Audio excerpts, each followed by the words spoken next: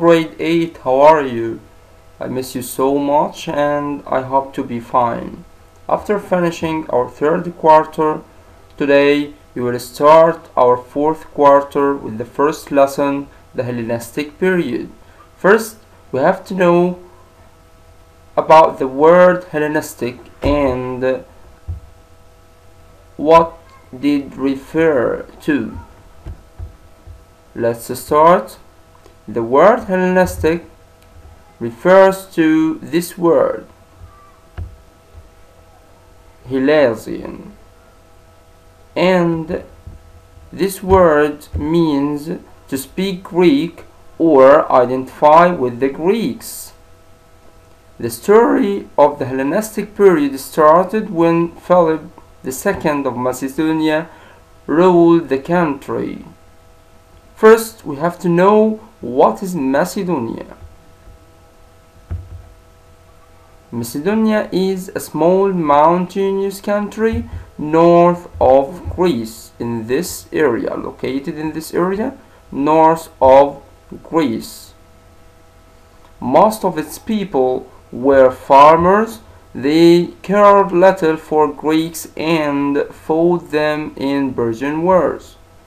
As you see in this picture, it's a small mountainous country. Their kings were of Greek descent. That means that most of their grandparents were Greeks, and also they admired the Greek culture. Let's know about Philip II of Macedonia. He was the father of Alexander the Great. During his youth, there was a war between Macedonia and Thebes, and he was taken as a hostage. First, we have to know about Thebes, and it was a Greek country. He was taken as a hostage. What do you know about this word? Hostage means a person who was held by enemy until certain promises are carried out. That means when there was a war between two armies, if one army took one of the other army, it will be a hostage.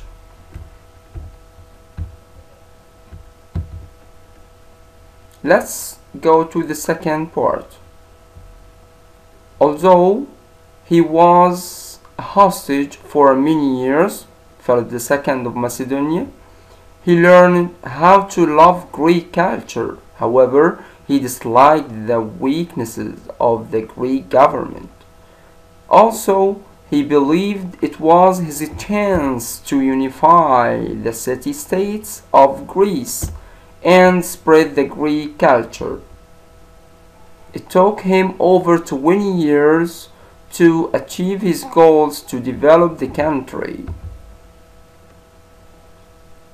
One of his achievements that he changed the system of army.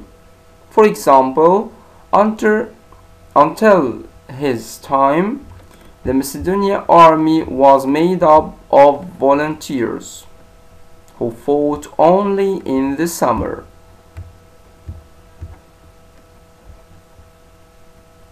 That means that every summer a volunteer comes to the army to fight. But he made volunteering at every time of the year.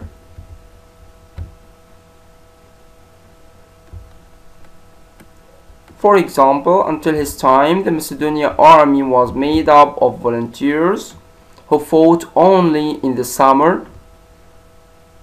He turned it into year-round and well-organized professional army. That means that he developed the way of volunteering and made it year-round, not in summer only.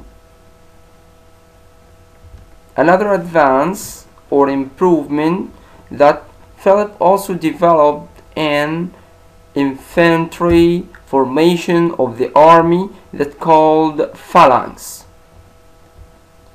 It consists of 16 rows of foot soldiers that stood side by side together to get more protection. First, we have to know the meaning of the word infantry. The meaning of the word infantry. Infantry is a soldier who fights on his foot. So, it consists of 16 rows. If we count these rows from here to there, we will find them 16. Why? To give them more power. Also, he supported the army with long spears that were 14 feet, almost over 4 meters long. And now I'll leave you with this video to explain more about phalanx. Goodbye. 340 BC, King Philip II of Macedon, father of 16-year-old Alexander, is at war. His goal, to control Greece. The Macedonian phalanx is Philip's most powerful tool of war. Highly trained soldiers carrying pikes or sarissas, marching in tight formation, a massive moving war machine, practically unstoppable. Philip adapted the formation from the traditional Greek phalanx. The main difference with Philip's phalanx is the fact that the body armor of the individual infantry soldier is less, but it's compensated for by the fact that the soldier carries a pike. The pike is between 15 and 18 feet long. It's got a counterweight on the end which is closest to the soldier, which allows the fulcrum to move back so that the end of the pike can be lifted. Now, of course, if you've got a pike that's 15 to 18 feet long, you have to drill those men extremely well so that they can move them around. If you are faced with a Macedonian phalanx, you are faced with a front thousands wide. With these pikes, you had this enormous hedge of lethal steel coming at you, and you just couldn't reach the opposition with your own much shorter thrusting shields. So provided the phalanx kept level, and it could just literally walk through any opposition, which it did. By the time Alexander turned 16, Philip controls most of Greece.